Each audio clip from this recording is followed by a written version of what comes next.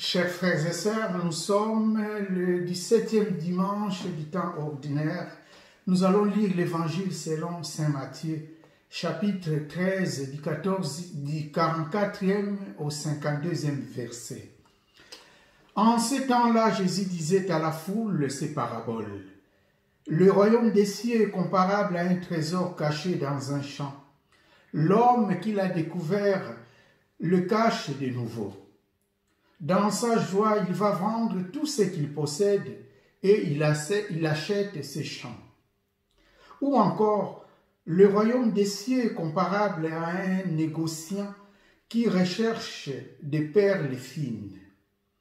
Ayant trouvé une perle de grande valeur, il va vendre tout ce qu'il possède et il achète la perle.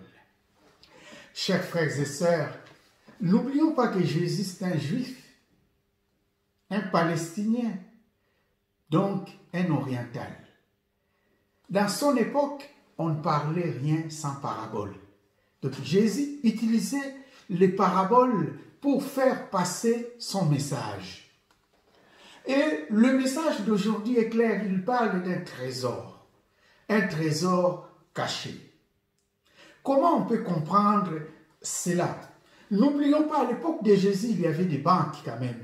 Il y avait des banques, comme nous savons l'histoire, la parabole des talents. Il fallait mettre mon argent en banque. Il y avait des banques, mais il n'y avait pas de banques comme à notre époque où il y a beaucoup de banques. Mais il y avait quand même des banques. Alors, les gens ne mettaient pas assez l'argent dans des banques. Pourquoi? Parce qu'il y avait plus de monnaies que des billets. Ils n'avaient même pas de billets, ils avaient que des monnaies. Alors, ils ne mettaient pas ça en banque, mais ils avaient l'habitude de cacher leur argent, soit sous le lit, soit quelque part. Alors, il arrivait parfois quelqu'un qui avait beaucoup d'argent et qui ne voulait pas que les gens autour de lui sachent qu'il a beaucoup d'argent. Il prenait cet argent-là pour aller cacher ça, pour mettre ça, pour enterrer ça sous la terre. Et c'était ça, Et parfois, ils allaient quelque part dans une forêt, quelque part où il n'y a personne. On creusait et on cachait son argent. Seule la personne qui savait où elle cachait son argent. Et il arrivait, je dis bien, il arrivait que quelqu'un puisse aller cacher son argent quelque part dans un champ perdu quelque part.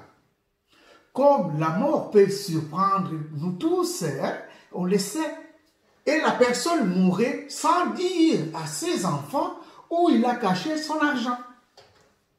Et curieusement, il y a des gens qui découvraient de l'argent quelque part.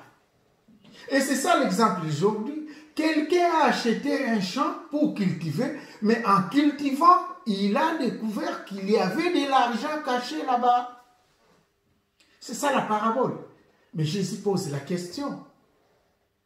Il nous dit que la personne qui a découvert cela a caché encore cet argent. Ça, c'est un défi que Jésus nous lance. Chers frères et sœurs, supposons que c'est moi ou c'est vous qui découvrez cet argent-là. Quelle serait notre réaction? C'est ça la question qui nous revient. Quelle serait notre réaction? Est-ce que nous allons publier partout qu'on a découvert de l'argent quelque part? Nous allons mettre ça sur Facebook? Ou bien nous allons publier ça sur WhatsApp? Comme ça, tout le monde va voir, on a découvert une grosse somme. Ou on va tweeter quelque part, j'ai découvert de l'argent quelque part. Ou on va publier cela par-ci, par-là, ou crier à tue-tête, voilà qu'on a découvert de l'argent quelque part. Alors, chers frères et sœurs, notre réaction serait comme la réaction de la personne qui a découvert cet argent. Mais on va cacher ça. On reste secret. On va garder ça comme secret. On ne va pas dire aux gens qu'on a découvert de l'argent quelque part. Mais alors, quel est le message que Jésus veut passer par cette parabole? Quel est le message?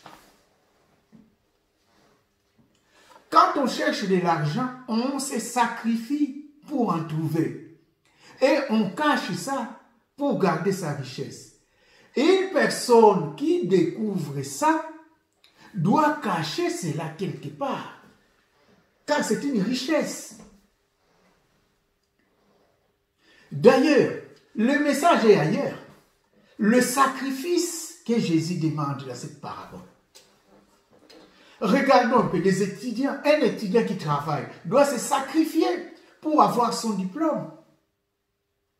Pour acheter une voiture, on se sacrifie. On met l'argent de côté pour acheter une voiture. Pour acheter une maison, on se sacrifie pour acheter une maison. Pour voyager, on se sacrifie pour voyager, on met l'argent de côté. Et Jésus nous parle de cette part dans l'évangile d'aujourd'hui. Pour le royaume des cieux, nous devons nous sacrifier pour y entrer. Le sacrifice et le royaume des cieux, c'est comme un trésor caché. Une fois on découvre ça, on doit se sacrifier pour préserver ce royaume des cieux.